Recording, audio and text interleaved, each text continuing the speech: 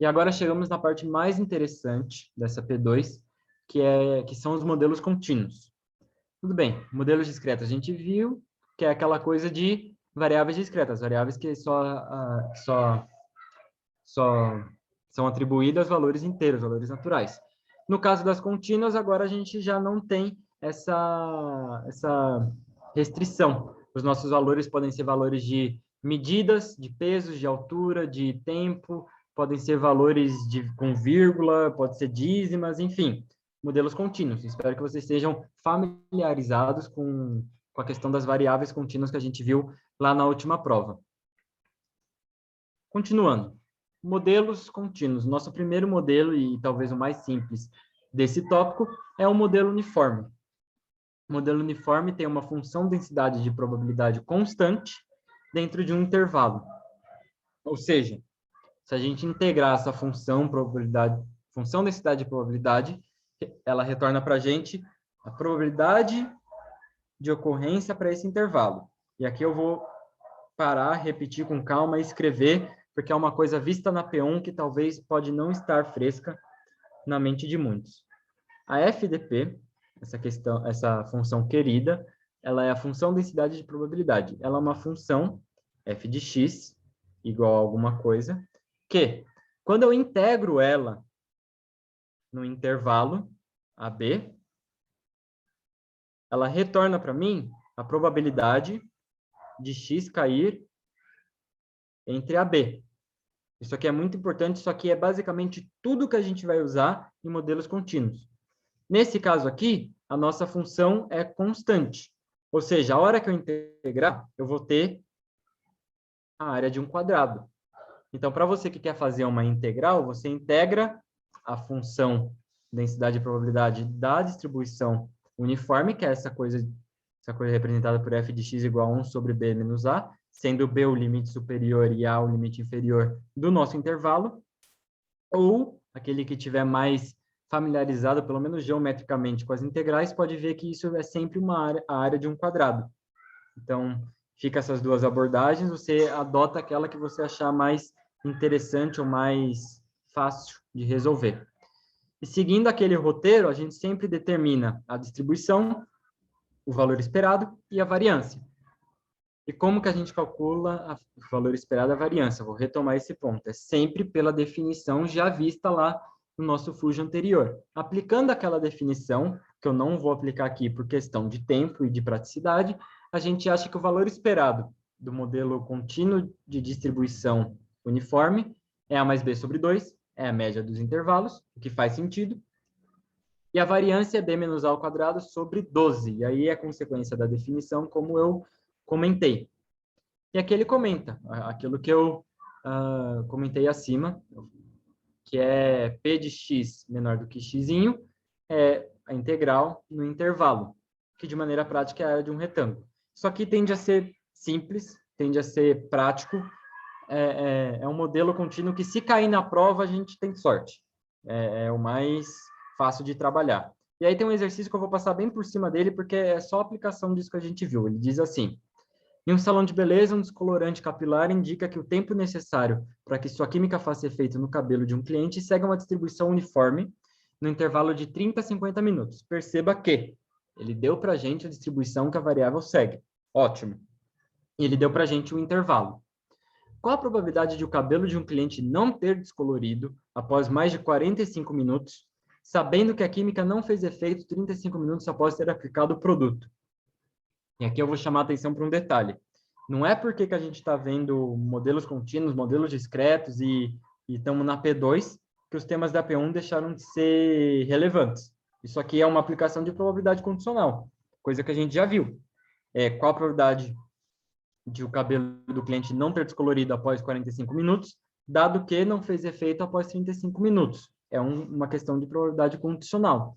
Nisso a gente monta ela, x maior que 45, dado que x é maior do que 35. E aqui eu só vou chamar uma atenção que, se eu fosse seguir a risca do que a gente viu na probabilidade condicional, seria a probabilidade de x maior do que 35, intersecção com x maior do que 45. Eu não escrevi isso porque, se x é maior que 45, então x é maior do que 35. Eu só fiz essa adaptação porque a matemática me permite. Um número é maior do que outro, então não preciso escrever aquela coisa da intersecção. Então, eu tenho que a minha probabilidade pedida pelo enunciado é a probabilidade de x ser maior do que 45, dividido pela probabilidade de x ser maior do que 35. Vou aplicar a minha integral na FDP, a minha integral na minha função densidade de probabilidade, que retorna a probabilidade da variável cair no intervalo indicado. Aqui é de 45 a 50, são os meus limites de integração, e aqui vai ser de 35 a 50, porque eu sei que 50 é o meu limite superior do intervalo, não passa disso. Se eu fizer isso, eu vou... desculpa, eu até errei a notação aqui, é 45. Se eu fizer essa continha, eu vou chegar no resultado final, mas você que não quer fazer integral, repito, faça a área do retângulo, que você vai achar a mesma coisa. Se eu simplificar, eu chego na resposta de 1/3, que é a resposta do exercício. Enfim, esse modelo é o modelo mais simples no caso contínuo. Dando sequência, a gente vai para a distribuição exponencial. Eu diria que ela é a prima da distribuição de Poisson, enfim, porque as duas trabalham com o número de Euler, e aí às vezes você pode confundir, então fica atento nas diferenças. Um é um modelo discreto, o outro é um modelo contínuo. E a distribuição exponencial ela é muito usada em contextos de tempo de meia-vida ou de taxa de falha de um equipamento, enfim. São exercícios típicos que talvez o enunciado nem te fale qual é a distribuição que a variável segue, mas é algo mais intuitivo. Se é o tempo de meia-vida de um material radioativo ou se é a taxa de falha que um componente elétrico falha, você já tem que ter esse olhar mais malicioso para a distribuição exponencial. E aí é aquela mesma coisa, a gente tem a distribuição, a gente vai ver a função densidade e probabilidade, sabendo que a integral dela vai retornar a probabilidade requisitada, e a gente vê o valor esperado e a variância. No caso da exponencial, a função dela é essa função bonitinha aqui. F de x é lambda e elevado a menos lambda x, ou seja, a distribuição exponencial só depende de um parâmetro lambda. E f de x igual a zero caso contrário. Isso aqui é típico de prova. O valor esperado e a variância são tirados da definição, como eu já venho dizendo aqui, e retorna que o valor esperado é 1 sobre lambda e a variância é 1 sobre lambda ao quadrado. Então, às vezes, ele não te dá o seu parâmetro no enunciado, ele te dá o valor esperado, então você tem que ter essa agilidade de identificar que essa propriedade é verdadeira. Você pode aplicar essa formulinha para achar o seu lambda, o seu parâmetro. Mas a distribuição exponencial, a gente não costuma integrar ela e integrar a FDP dela para ter a probabilidade pedida. Por quê? Eu não posso? Sim, você pode. Fica à vontade, você pode fazer o que você quiser, está matematicamente coerente.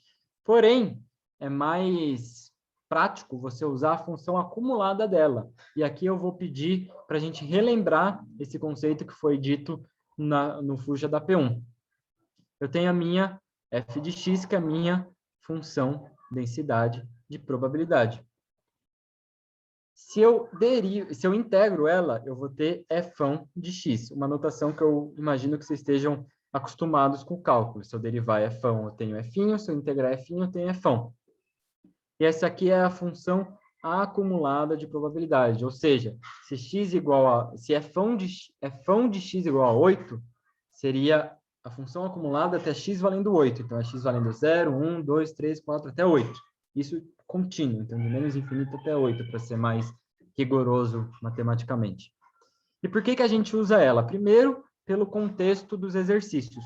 Porque ele vai dizer assim, qual que é a probabilidade do material radioativo durar até 50 anos, vamos supor. Estou tirando um exemplo da cabeça. Você poderia calcular no ponto 50 a função densidade de probabilidade na integral, no ponto 49, 48, fazer isso várias vezes. Você pode, mas é muito trabalhoso.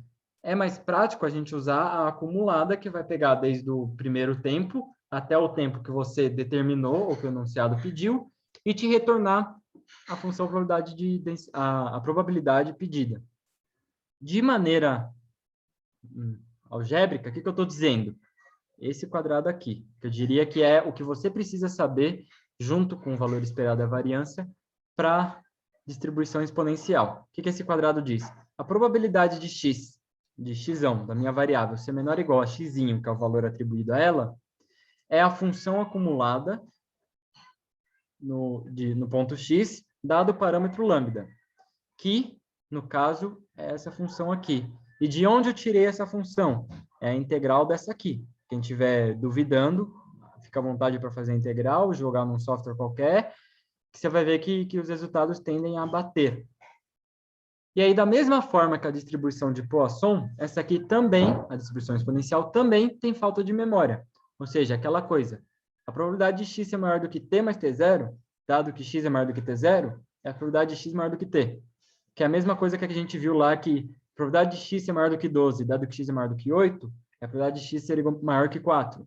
É esse joguinho da falta de memória que acaba repetindo ao longo do nosso estudo. E por isso que eu digo que é muito fácil você confundir a exponencial com a Poisson. Elas são parecidas, são, eu diria que primas. Então, fica atento a não fazer confusão e fica atento sempre ao seu formulário, ao seu valor esperado, à sua variância, para poder aplicar esses exercícios. Para concretizar um pouco essa distribuição exponencial, vamos fazer um exercício rápido, que é basicamente uma aplicação, e a maioria dos exercícios vai ser aplicação de fórmula, felizmente ou infelizmente, vai de cada um, mas vamos seguir em frente. O exercício 6 diz o seguinte: o tempo de vida de uma lâmpada é uma variável aleatória contínua x maior do que zero. Já falou que é contínuo, então a gente está trabalhando nos modelos contínuos. Expressa em meses. Sabe-se que P de x maior do que A é exponencial de menos A vezes beta. Então, é E elevado a A menos beta. Sendo beta maior que zero uma constante. Tá, considere uma lâmpada que está sendo utilizada há um semestre, 6 meses. Qual a probabilidade desta lâmpada funcionar por mais 4 meses? De primeira mão, ele deu que a variável é contínua, então a gente sabe que a gente está trabalhando com modelos contínuos. Ele está falando com taxa de falha. Então, eu já tenho que ter aquela malícia, aquela malandragem de perceber que eu estou trabalhando com uma função exponencial. E também ele dá essa dica porque a probabilidade de x maior do que alfa é uma exponente, é um e elevado a algo. Então, você fica um pouco até tendencioso a usar a exponencial. E ele falou de uma condicional. Ele falou, a lâmpada está sendo usada há um semestre. Qual a probabilidade da lâmpada funcionar por mais 4 meses? Espera aí, falta de memória.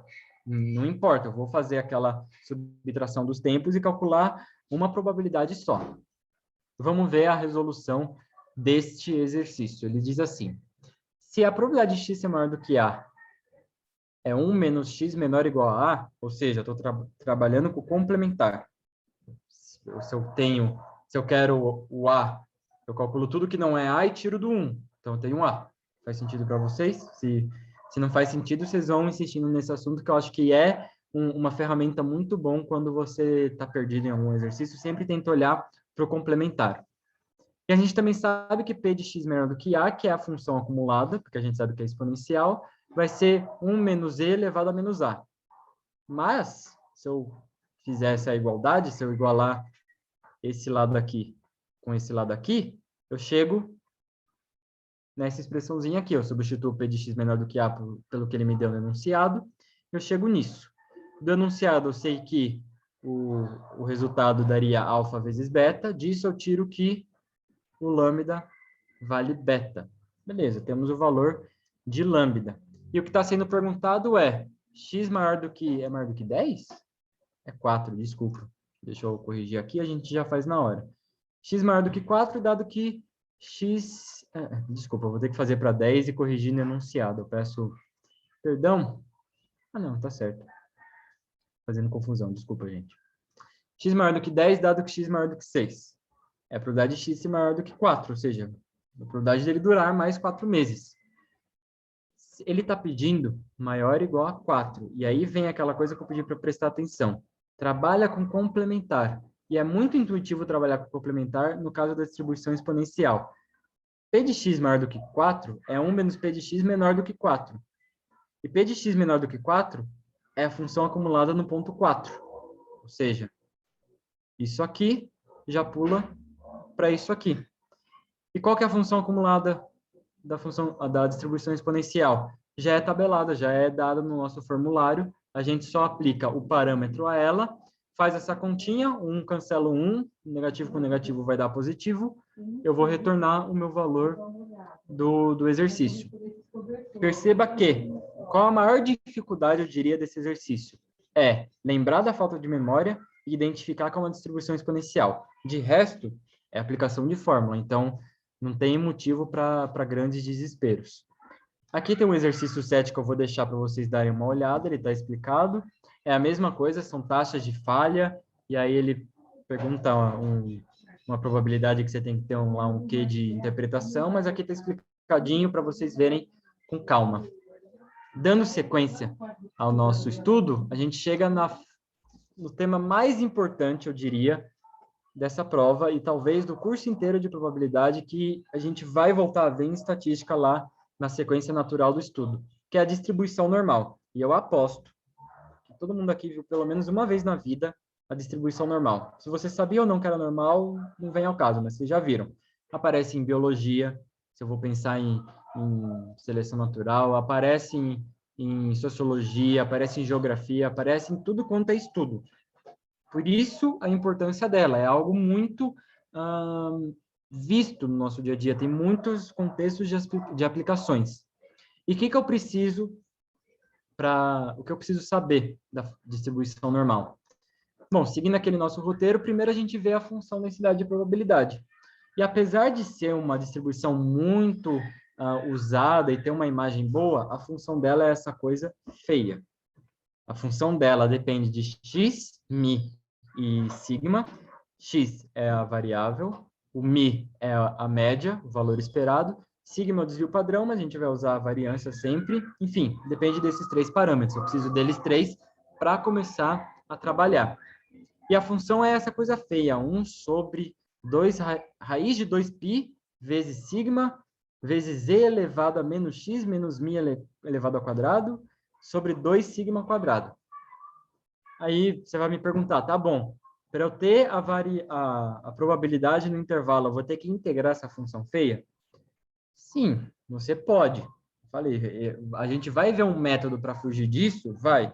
Mas isso não deixa de ser verdade nunca. Se você integrar a FDP, a função densidade de probabilidade, no intervalo, ela te retorna a probabilidade da variável cair dentro desse intervalo.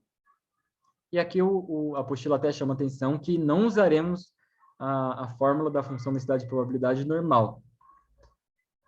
O que usaremos? E aí vem um tópico importante desse assunto. Primeiro, vamos ver os tipos de normal.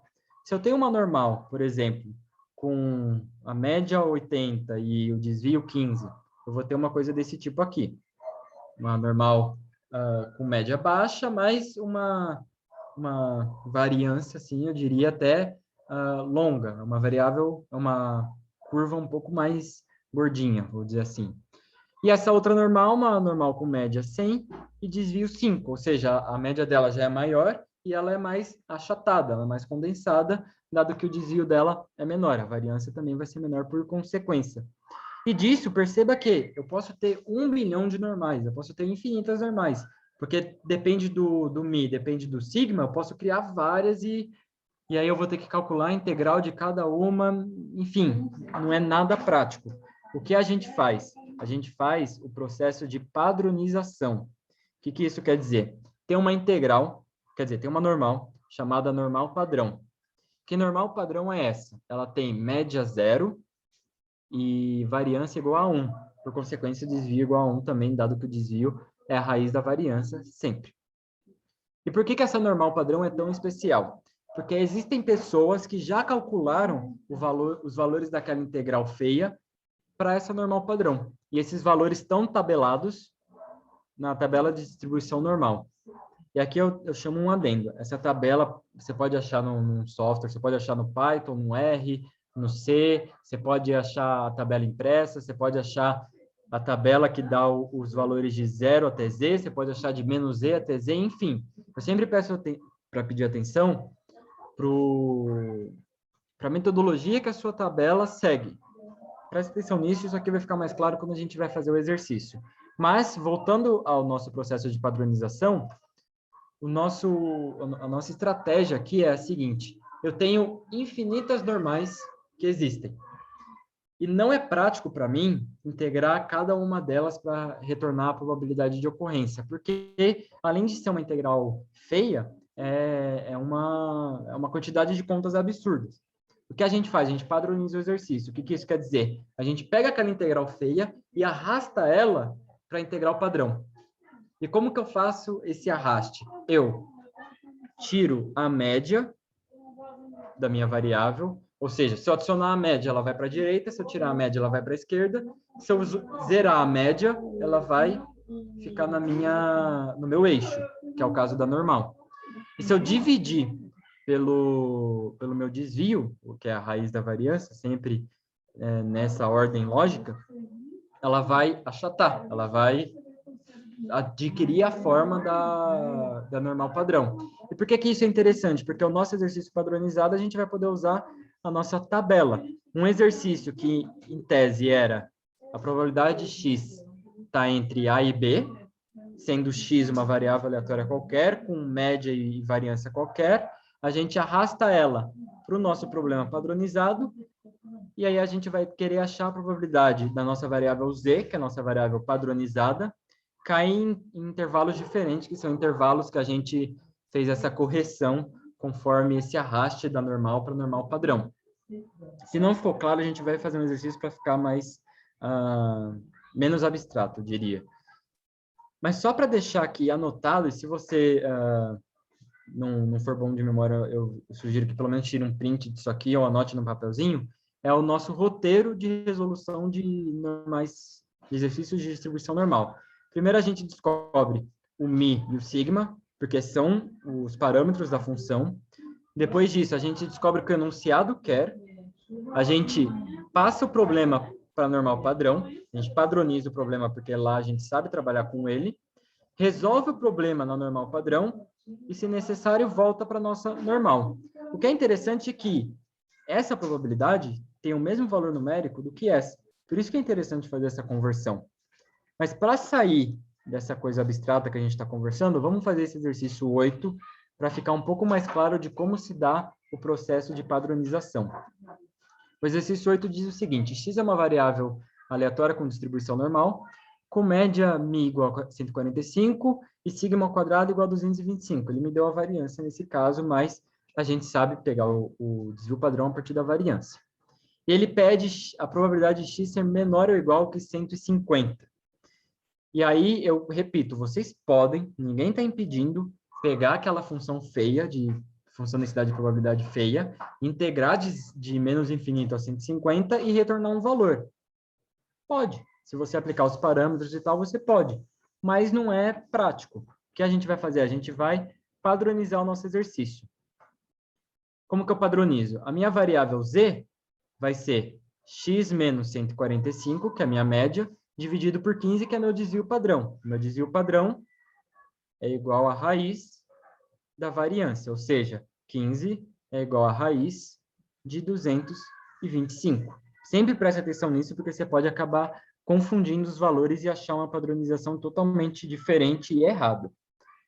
Tá, se eu fizer essa continha, a minha variável x passa a ser a minha variável z. Eu fiz aqui a padronização. Agora, ao invés de ser 150, o meu intervalo vai ser 150 menos 145, ou seja, 150 menos a média, dividido por 15, que é o meu desvio padrão. Se eu fizer essa continha aqui, na calculadora, na mão, na cabeça, no software, enfim, não vem ao caso, você vai achar que a probabilidade de x ser menor ou igual a 150 é igual à probabilidade de z ser menor do que 0,33. De maneira gráfica, o que isso quer dizer? Se eu pegar aquela minha normal do começo do enunciado, que tem média 145 e desvio 15, eu vou ter essa curva aqui. Uma curva que está arrastada mais para a direita e está mais dispersa. Se eu faço essa padronização, eu vou para essa curva aqui, que tem média 0 e desvio padrão e variância, por consequência, igual a 1. E pode não parecer pela foto, mas eu juro de pé junto, você pode fazer quantos testes você quiser, você pode contar no papel milimetrado, mas essa área assinalada é igual, é numericamente igual a essa área assinalada. Ah, tá bom, mas qual que é a vantagem de fazer essa transformação?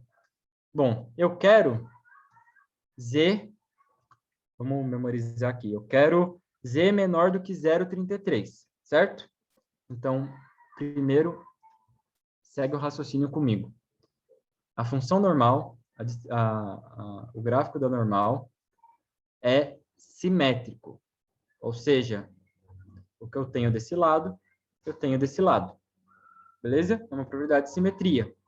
Segunda coisa interessante de dizer, a área total da normal é igual a 1.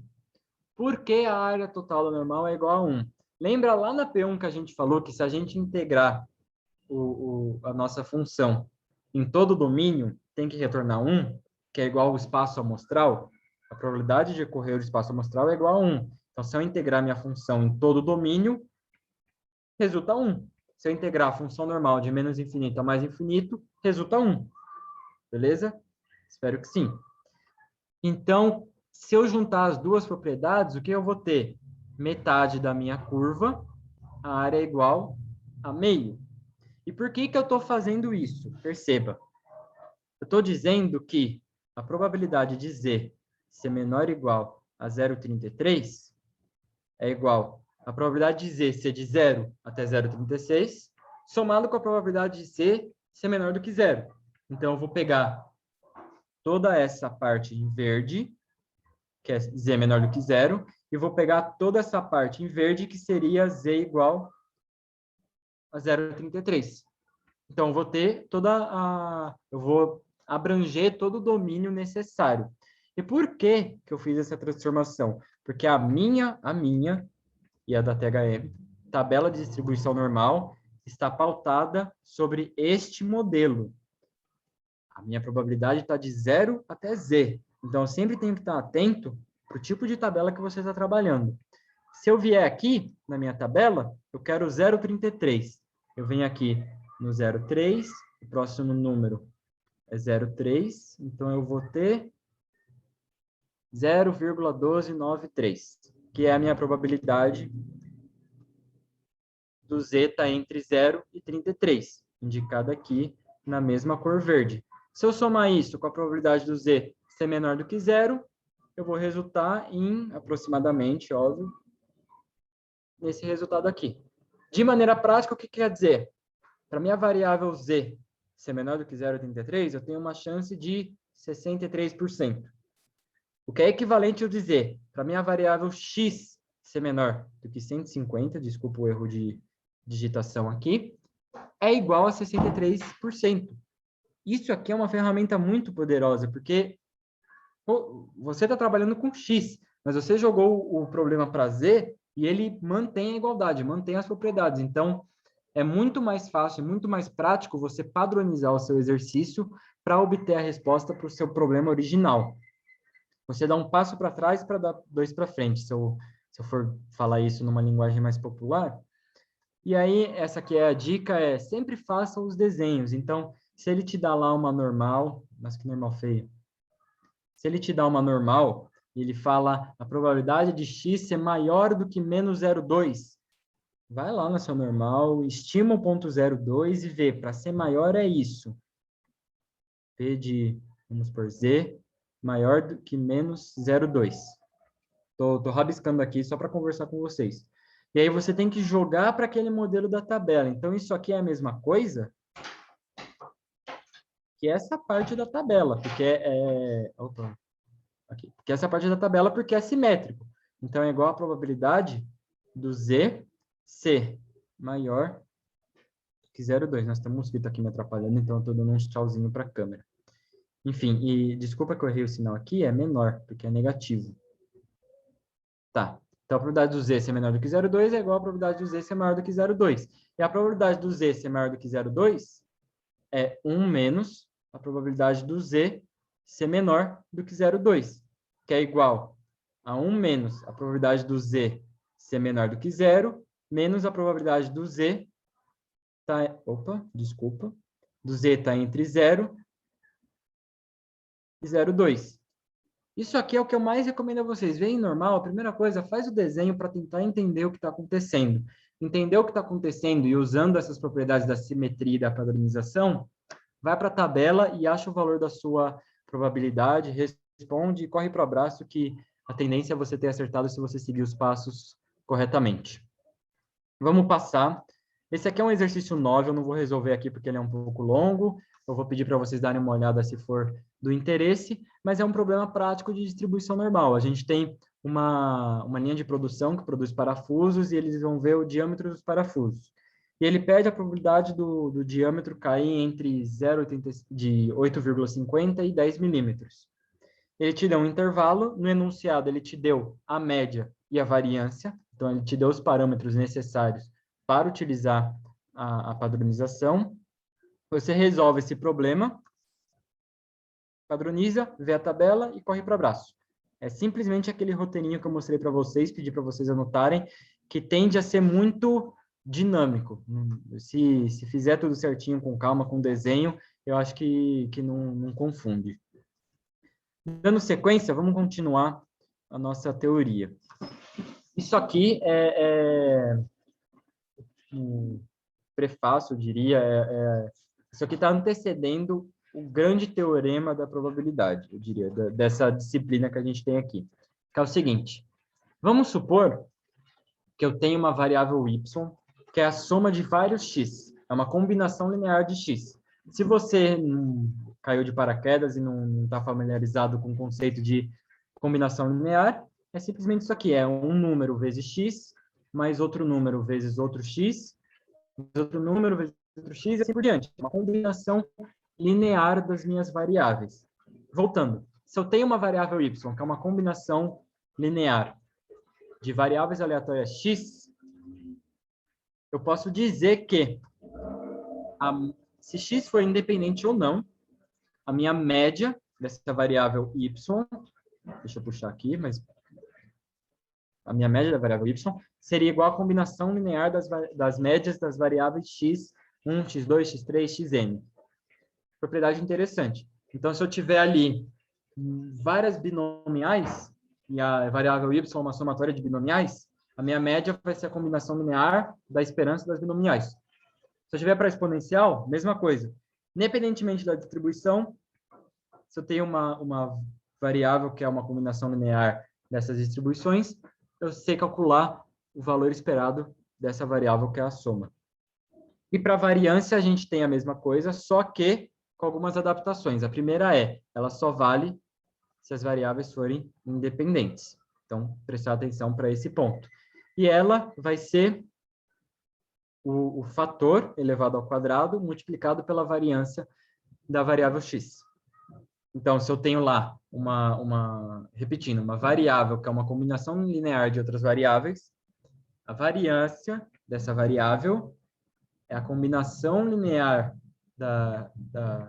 das variáveis, com a atenção que o fator está elevado ao quadrado. Isso aqui é difícil cair, são poucos exercícios que eu já vi caindo isso, mas pode ser que caia, é bom saber, mas ele é um propulsor para o que a gente vai ver a seguir, que é o teorema do limite central.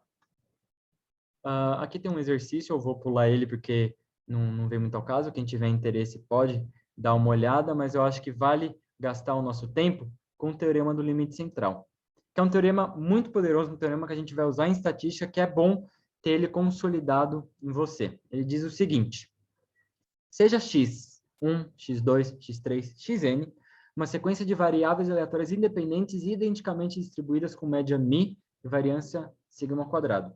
O que quer dizer? Sejam várias variáveis com mesma distribuição. Então, pode ser várias variáveis binomiais, várias variáveis exponenciais, várias variáveis uniformes, várias variáveis, enfim. Se elas têm a mesma distribuição, com média μ e variância sigma ao quadrado, e eu pego uma variável S que seja a soma dessas variáveis, então, Z converge a uma distribuição normal. Está muito abstrato, mas eu vou tentar explicar isso mais numa linguagem mais usual. A soma de binomiais converge para uma normal. A soma de uniformes converge para uma normal. A soma de uma exponencial converge para uma normal. A soma de normais converge para uma normal. Então, isso é muito bom, porque eu vou jogar todo um exercício feio de soma de variáveis para um problema de normal que eu sei resolver, porque tem aquele roteirinho. Então, perceba o poder dessa ferramenta. E não só uma distribuição normal com média 0 e variância 1. Então, é muito bom, é muito poderoso esse teorema. E vamos dar uma olhada em um exercício que aplica ele, porque, à primeira vista, pode ser um pouco estranho, pode ser um pouco abstrato, mas vamos aplicar ele para ver se fica um pouco menos abstrato, um pouco mais palpável.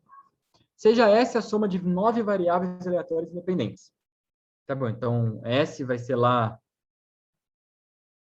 x1 mais x2 mais x9, até x9. Todas com distribuição uniforme. Todas têm a mesma distribuição, beleza? No intervalo de 10 menos raiz de 3, 10 mais raiz de 3. Tá bom, ele me deu o intervalo, me deu a distribuição, me deu S. Quanto vale aproximadamente a probabilidade de S estar entre 92 e 100? Tá bom. Vamos por partes. Usando aquilo que a gente viu em combinação linear, se eu tenho uma soma de uma soma de variáveis de mesma distribuição, o valor esperado vai ser aquela consequência da propriedade. Para esse caso, o valor esperado vai ser A mais B sobre 2. Se eu botar isso na fórmula, resulta 20 sobre 2, que dá 10. O valor esperado, 10. De cada uniforme. A variância, se eu aplicar na fórmula, 1 de cada uniforme. Pelo teorema do limite central, S é a soma das minhas variáveis que tendem a uma distribuição normal. Perceba o quão robusto está sendo o vocabulário aqui. Essa é a minha preocupação em tentar transmitir o que está acontecendo. S é uma soma de variáveis de distribuição normal, com média 10 e variância 1. Pelo teorema do limite central, a probabilidade de S cair entre 92 e 100, que é o que ele deu no enunciado, é igual à probabilidade de Z cair entre esse intervalo. Que Z é esse? É quase uma consequência da padronização. Mas é esse Z, é essa a propriedade do teorema do limite central. Você tira n vezes a média e divide por n vezes, pela raiz de n vezes a variância. A gente nunca trabalha com o desvio padrão, a gente trabalha com a variância e depois tira a raiz. Isso é importante já fixar, porque vai ser importante lá na frente. Bom, se eu trabalhar nisso aqui, n vezes a média, 9 vezes 10, isso aqui é a raiz de n vezes o desvio padrão.